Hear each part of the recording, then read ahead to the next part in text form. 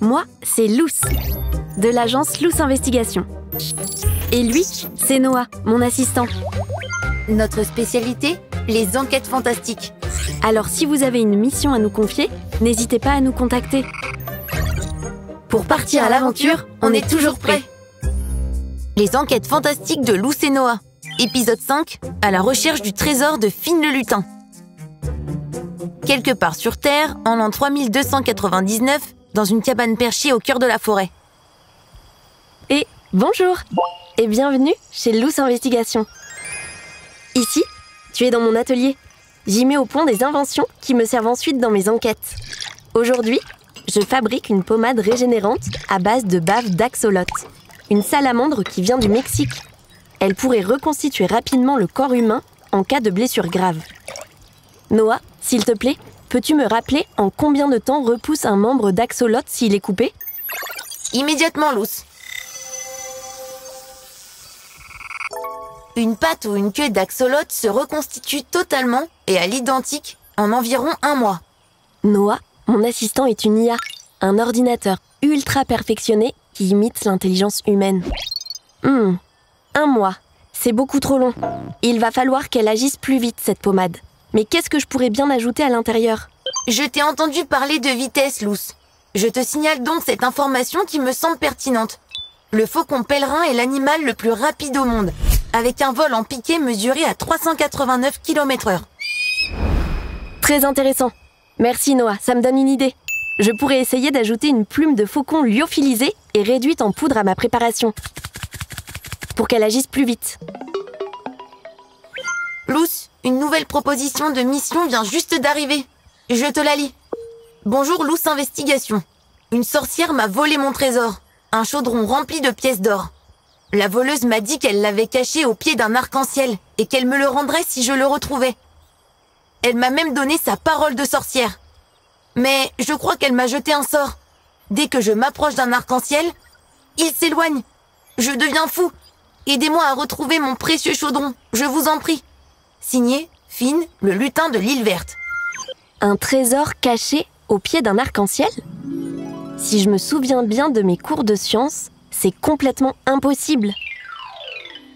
Noah, trouve-moi des informations sur les arcs-en-ciel, s'il te plaît. Voilà, Luce. L'arc-en-ciel est un phénomène météorologique, lumineux, en forme d'arc, qui décompose la lumière du soleil en plusieurs couleurs. De l'intérieur vers l'extérieur, le violet, le bleu, le vert, le jaune, l'orangé et le rouge. Mais oui! Et si on superpose toutes ces lumières de couleurs différentes, cela donne de la lumière blanche. Merci Noah, c'est bien ce que je pensais. Un arc-en-ciel est un phénomène optique naturel. On ne peut pas le toucher, passer dessous, ni même se rendre à son pied. La sorcière s'est moquée de Finn. Nous allons aider le lutin à retrouver son trésor et à se venger de cette sorcière maléfique. Mission acceptée. Partons rejoindre Finn. Il ne nous dit pas où il habite, mais il a signé le lutin de l'île verte. Noah, as-tu une idée de sa localisation?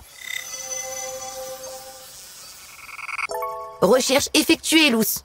Je t'affiche une carte.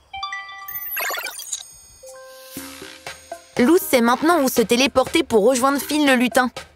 Écoute bien, voilà 3 indices qui t'aideront à le deviner toi aussi.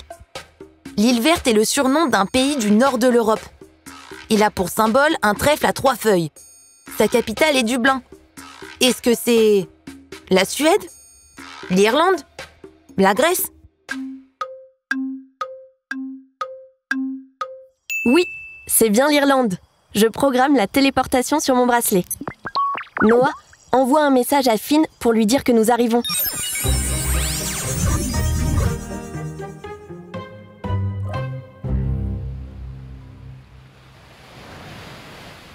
Oh là là!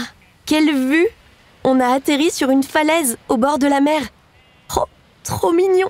Il y a plein de moutons qui broutent dans le champ là-bas. Eh, je crois que c'est Finn qui vient d'apparaître devant moi. Enfin, je devrais plutôt dire à mes pieds. Pas de doute, c'est bien un lutin. Il n'est pas plus grand qu'un écureuil. Bonjour, et merci 1000 fois d'être venu me prêter main forte. Je suis Finn, le lutin de l'île verte. Enchanté. Avez-vous une idée de la manière dont nous allons récupérer mon trésor? Luce, de Luce Investigation. Enchanté aussi, Finn. Ce qui est 100% sûr, c'est que votre chaudron plein de pièces n'est pas au pied d'un arc-en-ciel. Tout simplement parce qu'un arc-en-ciel n'est pas un objet, mais un phénomène lumineux qu'on ne peut pas toucher. Alors, la sorcière ne m'a pas envoûtée? Non, mais elle vous a fait une farce, ça, c'est évident. Mon assistant, Noah, va vous projeter un schéma et vous allez comprendre, Finn. Bonjour, Finn. Noah, l'intelligence artificielle de Luce Investigation. Enchanté. J'adore quand il fait l'humain. Voilà l'image demandée, Luce. Elle montre les conditions d'apparition d'un arc-en-ciel.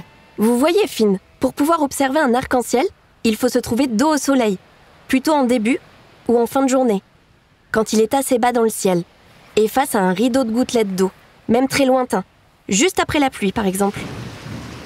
Quand la lumière blanche du soleil passe à travers les gouttes d'eau, elle est déviée et une partie de cette lumière revient vers nous. Elle se sépare alors en 6 couleurs principales qui sont renvoyées dans 6 directions différentes. Ce sont les 6 couleurs que l'on voit dans la courbe de l'arc-en-ciel. Je suis un peu perdue là. Je sais, on va en fabriquer un faux pour vous montrer. Selon toi, de quoi Luce va-t-elle avoir besoin pour faire apparaître un arc-en-ciel? Un tuyau d'arrosage? Une plume de perroquet? Un verre de lunettes?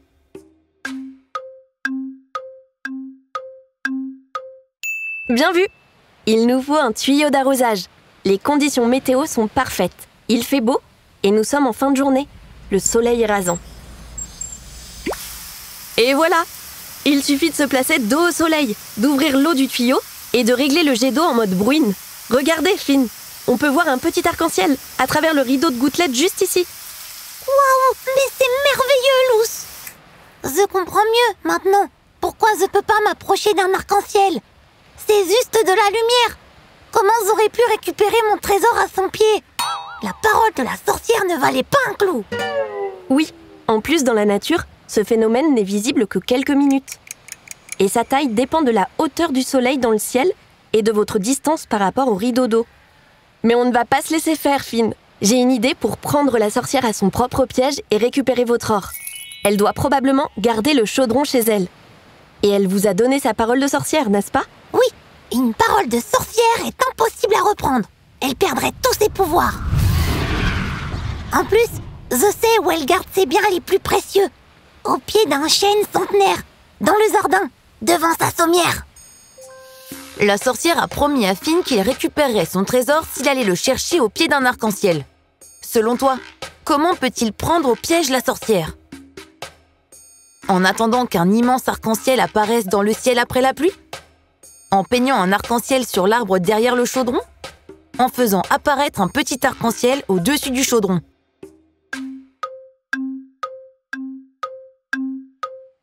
C'est ça. Finn n'a qu'à reproduire notre expérience avec le tuyau d'arrosage.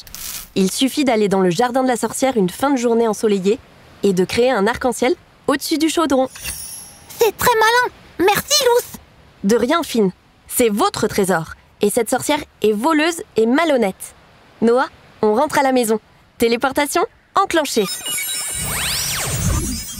Quelques jours plus tard, dans la cabane de Luce. Noah, je crois que ma pommade régénérante est enfin prête. Je l'ai testée sur une araignée qui avait perdu une patte. Et elle a repoussé en 3 secondes. En 1 seconde, 52 centièmes, Luce.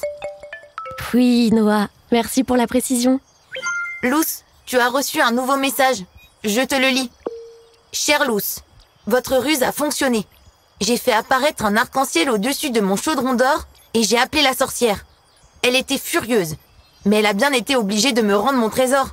Je vous remercie du fond du cœur. Signé, Finn, le lutin de l'île verte. Et hop, encore une mission accomplie par Luce Investigation. Toi aussi, tu peux faire apparaître un arc-en-ciel comme Luce. Il te faut un tuyau d'arrosage, du soleil et tes yeux. Un conseil, tente l'expérience le matin ou en fin de journée, quand le soleil n'est pas trop haut dans le ciel. Les enquêtes fantastiques de Luce et Noah, une création audio originale coproduite par Milan, Grand Palais RMN et Univers Science, réalisé par l'agence audio créative CUD. À l'occasion de l'exposition Transparence, présentée au Palais des Enfants et coproduite par le Grand Palais et le Palais de la Découverte Universcience.